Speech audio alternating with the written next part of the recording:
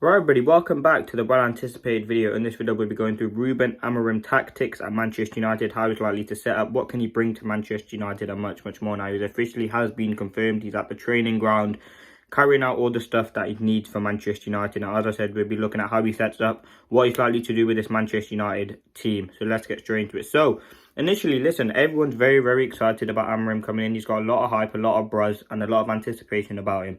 A very, very good manager, but certainly a lot to prove in the Premier League.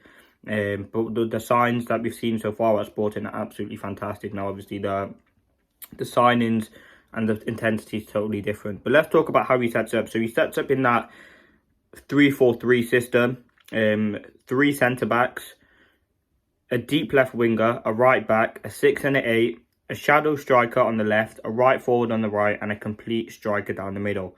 Now, in possession, the left centre back becomes a left back, central centre back, and a right centre back. Into midfield, you've obviously got that very attacking right wing back, who obviously was at Sporting, Giovanni Quenda.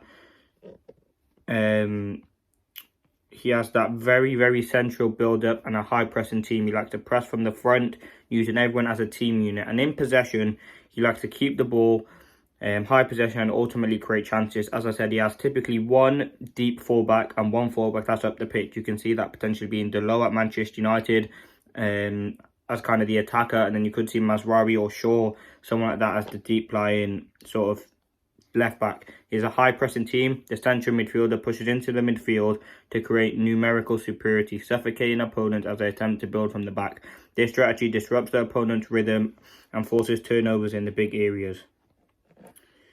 Role of the wing-back. The wing-backs hold width, stretching the opposition and create spaces for the forwards. They often drop deep to provide support in build-up phases and are tasked with making overlapping runs to exploit defensive gaps. Now, he also has a fluid front three.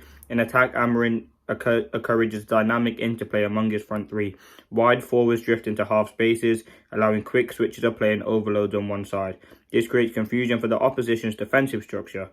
In terms of direct attacks, Sporting is first in the league for direct attacks, showcasing the ability to transition quickly from defence to offence. This is going to be very exciting. He's got a very, very, the way that he sets up, the way he defends is so sort of smart and intricate, and it's not something that we've seen at Manchester United. In possession is totally different to what it is out of possession. It's two formations. You could say in possession we would like to use the goalkeeper, left back goes to the left centre back, goes to left back, goalkeeper becomes not literally playing centre back, but it's used as one of them. It will be very fascinating, and I'm very excited to see what Amorim can offer for Manchester United. As I said, high pressing forwards. I think the likes of Højlund will definitely benefit in this system, and I think it will be so great to see for Manchester United fans, a new approach from a different manager. Listen, there's a lot of hype. There's a lot of hype when Ten Hag came in. It's all about, can Amorim really sort of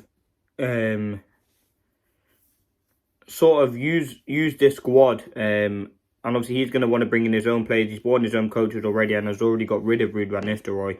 So you can really see that. Now, every player gets a clean slate. Every player gets a clean slate. It's a new manager, it's a fresh start. Some of the players that were out of form, the way that Amorim likes to play, which I'll delve in deep now and give you my team. So he plays with out of possession in terms of pressing, it'd be a 3. Wing backs will go high and press. Everyone will go up the pitch to try and press and ultimately win the ball back. Now, the midfield's obviously key. Obviously, reports are saying that it's going to be two pivots, whether that be Ugarte, Casemiro, Casemiro. There's going to be a lot of variation. But I think the biggest job is the fullbacks.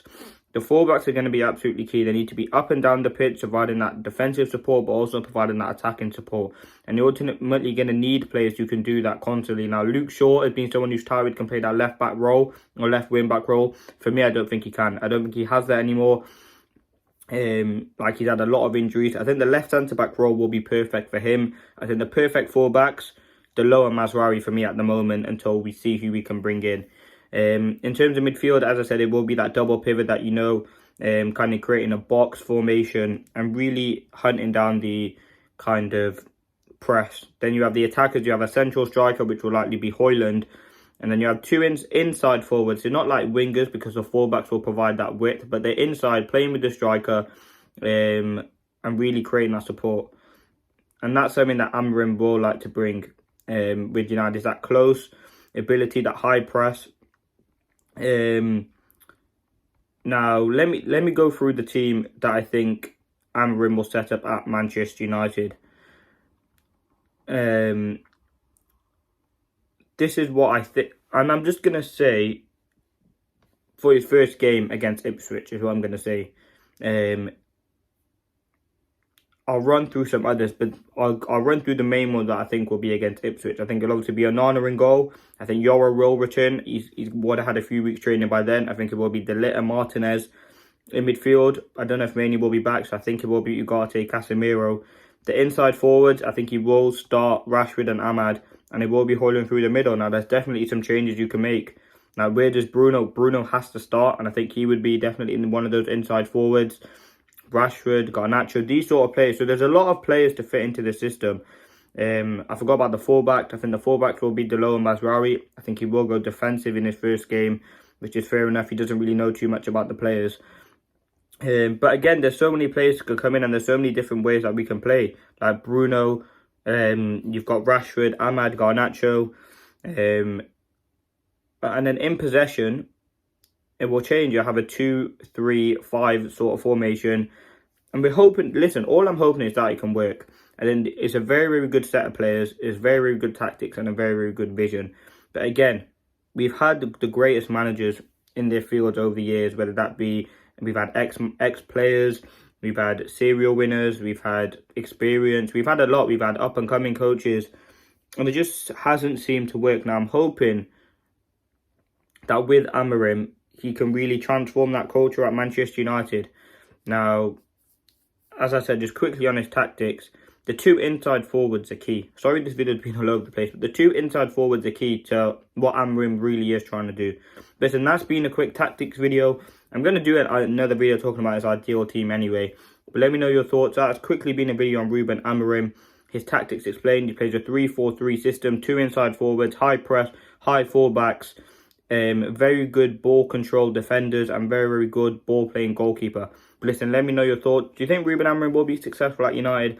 I'm hoping so, because we need those glory days back. Thank you for watching. Peace.